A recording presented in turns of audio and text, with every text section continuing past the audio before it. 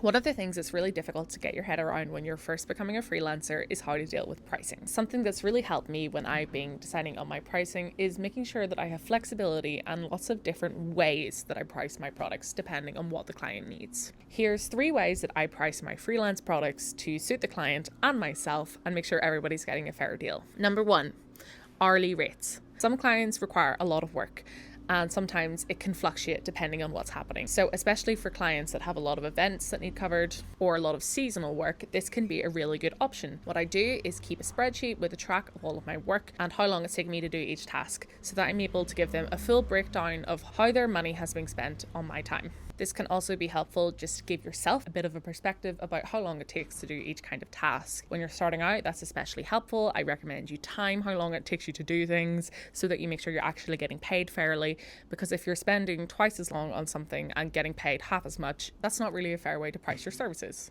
Number 2, tiered monthly packages. So these are set price packages that people can opt into and are shiftable month to month, but usually are done over a slightly longer period of time. My options kind of range from about £120 to about £400 at the minute, depending on what the person needs. So each package contains a set amount of posts that are made every month, and the client knows exactly how many posts they're going to get, and I can either send them a schedule or they just let me work away. This can be a really helpful way to do things. I wouldn't recommend having a set price and not setting a number of posts or anything like that, because then you can end up either doing too much or too little for what you're charging. But I do think it's a really nice, clean way to approach a client when they ask how much your services are. Instead of quoting them a random number, you can say, these are my packages. This is what I'm already charging clients, and keeping it fair across the board. Number 3, tailored quotes. This I specifically use for events.